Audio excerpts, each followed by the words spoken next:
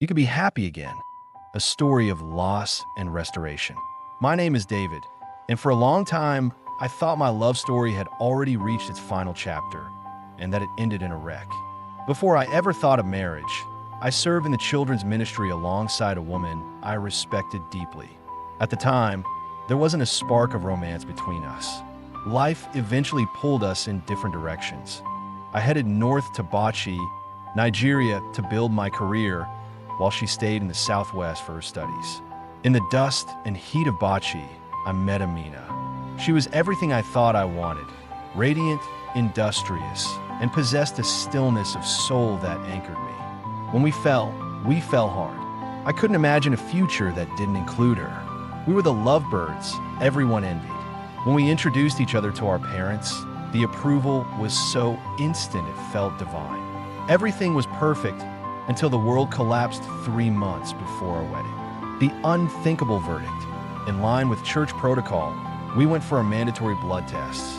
We didn't give it a second thought until the results came back. Oh my God, we are both AS genotype. Both of us. The air left the room. I looked at Amina and saw a woman who had just been handed a death sentence. We were devastated. We sprinted to 2 more laboratories, praying for a mistake, but the ink on the paper remained the same. Then came the agony of choice. Do we gamble? Do we risk bringing a child into this world who would spend their life in the shadow of sickle cell crises? Could I look my own child in the eye if they were suffering because of my selfishness? We discussed adoption and donors, but the truth was bitter. I wanted a child of my own blood, and the thought of a donor felt like a shadow between us. I made the hardest choice of my life. I chose a broken courtship over a broken marriage. Amina fought it. In a moment of desperation, she revealed our private struggles with sexual intimacy to my mother, a devout woman, hoping the shame would force a marriage. It didn't work. The wound was too deep. We had to sever every tie. No calls, no texts, a total digital blackout to survive the grief. The valley of restoration. The silence that followed was deafening. Without her, the temptation to find release elsewhere became a roar. I spiraled, contemplating ending it all or disappearing into a life of promiscuity. But in the middle of that darkness, God met me. I went back to the loving Father. I enrolled in a sexual purity program that didn't just discipline me, it healed me. I realized that my past relationship, while loving, had been built on stolen waters of immorality.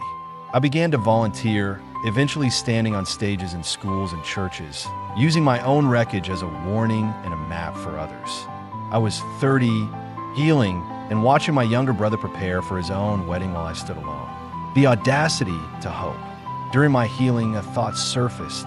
It wasn't a thunderclap or a vision. It was a quiet memory of Grace, the woman I had served with in the children's ministry years prior. I moved with clinical caution. I discreetly confirmed her genotype through mutual friends. I picked up the phone and delivered what I still believe was the worst marriage proposal in history. I was so emotionally drained that when she immediately said no, I didn't even flinch. I told myself I would stay single forever. At least I had a biblical reason. But the next day, Grace called back.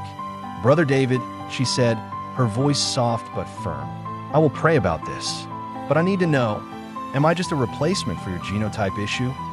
The honest answer was complicated. At that moment, I wasn't in love. I was a wounded soldier looking for a healer. I wanted a woman of God because I knew I was too fragile to be with anyone else. Grace made me wait for 4 months. 4 months of silence while her mentors, prayer warriors and pastors, vetted my spirit. I was terrified they would see through my mess and turn me away. I even told her, "Grace, maybe you should let me go. I'm moody, I'm difficult, and I'm carrying scars." She didn't blink. She told me to focus on my growth and the future. In her peace, I found my own, the solid foundation. When the yes finally came, it wasn't just a green light for a wedding. It was an invitation to build. I met her mentor, who explained that the 4-month wait was the foundation period. You cannot build a skyscraper on a trenchant for a shack. God used that time to shift my focus from needing a wife to seeking a kingdom purpose. On the eve of our wedding, instead of a typical party, we hosted a purity You see, seminar purpose for and purity bring teenagers. happiness. We wanted our story Right, to be a embracing who you bridge are. for Finding your others. path. Leads Today, to my joy. marriage And to you can do grace is not a consolation prize. It is the prize. Every day is a testament to the fact that God can take the AS, heartbreak, and turn it into an A destiny of peace. I would like you to meet Jesus, the one who made me happy again. You can be happy again. All you need is to surrender your life to Him.